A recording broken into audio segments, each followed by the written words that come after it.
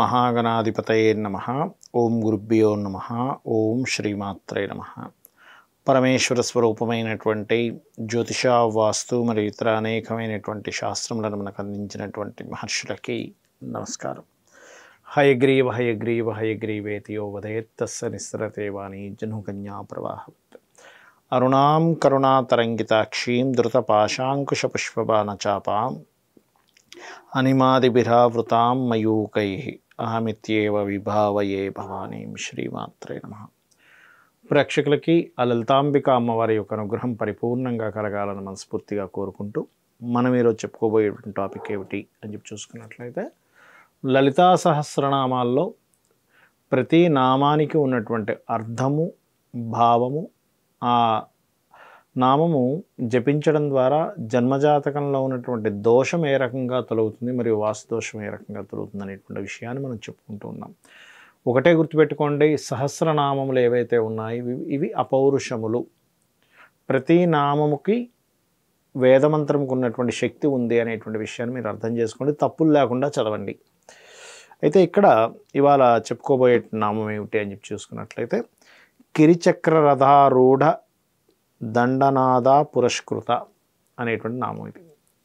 అంటే దీని యొక్క అర్థం ఏమిటి? మనం చదువుతాం కిరిచక్ర రథారూఢ దండనాద పురస్కృత జ్వాలామాలిన కాక్షిప్త అని చెప్పి చదువుకుంటూ వెళ్ళిపోతుంటాం కదా. అంటే దీని అర్థం ఏమిటి అంటే, కిరిచక్ర రథము అంటే వారాహుల చేత, అంటే వరాహ రూపం తెలుసు కదా మీకు, ఆ యొక్క రూపముల చేత లాగబడేటువంటి రథము పేరు కిరిచక్రము అంటారు. కిరిచక్రం అని దాని రథం పేరు కిరిచక్రం. అంటే వారాహుల చేత లాగబడుతూ ఉంటుంది అనేటువంటి ఆ రథమును వారాహి అమ్మవారు, వారాహిదేవి కిరిచక్ర రథారూఢ దండనాద అనేటువంటి వచ్చిన దండనాద దండం పట్టుకొని ఆ లాగబడుతున్న రథం చేత అమ్మవారిని సేవిస్తుంది, పురస్కృత. అయితే ఇక్కడ ఏమిటి, ఈ నామాన్ని ఎప్పుడైతే మనం స్మరించుకుంటామో ఇక్కడ ఇద్దరు దేవతా అనుగ్రహాలు లభిస్తాయి మనకి. ఒకటి వారాహి అమ్మవారు, రెండు లలిత అమ్మవారు. ఎవరిని సేవిస్తుంది? ఇలా ఈ వారాహి అమ్మవారు కిరిచక్ర రథం మీద కూర్చొని అంటే అమ్మవారిని, లలిత అమ్మవారిని సేవిస్తుంది. సహజంగా మీరు చూడండి, వరాహ శక్తి ఎటువంటిది? వరాహమూర్తి అవతారం ఎలా వచ్చింది మనకి? భూమిని ఆ యొక్క రాక్షసుడు దాచేసేయడం వల్ల వరాహ అవతారం ఎత్తి ఆ భూమిని తీసుకొచ్చి మరలా కక్షలో పెట్టాడు. అంటే ఏమిటి? భూమిని రక్షించిన వాడు. ఆ భూమికే మరో పేరు గోవు అని కూడా అంటూ ఉంటారు. కిరణాలకు కూడా గోవు అనేటువంటి అర్థం ఉంది, సూర్యకిరణాలకు కూడా. అందుకే గోపాలుడు, అదేవిధంగా గోవిందుడు అంటూ ఉంటారు. అయితే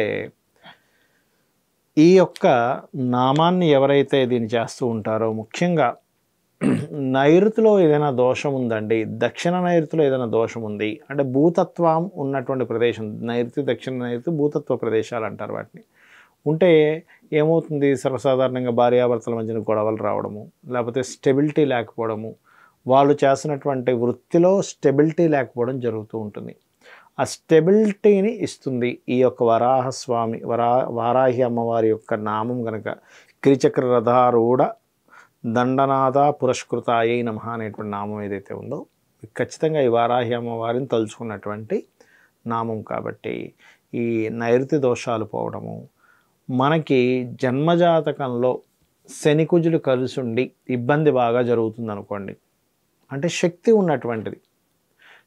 ఉన్నటువంటి కాంబినేషన్, శనికుజ combination one of the energy combination. అది ఇన్బ్యాలెన్స్ అయితేనేమో వాళ్ళకి బాడీ పెయిన్స్ రావడము, వర్క్లో సరిగ్గా స్టెబిలిటీ లేకపోవడము, ప్రతిసారి ఏ జాబ్లో జాయిన్ అయినా అక్కడ ఏదో గొడవ రావడం జరుగుతూ ఉంటుంది. ఇటువంటి దోషములు తొలగింపబడతాయి ఈ నామాన్ని రెగ్యులర్గా చేసుకోవడం ద్వారా.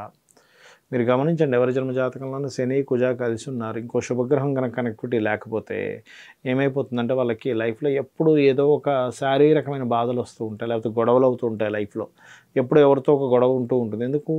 ఘర్షణ యోగం అంటారు దాన్ని.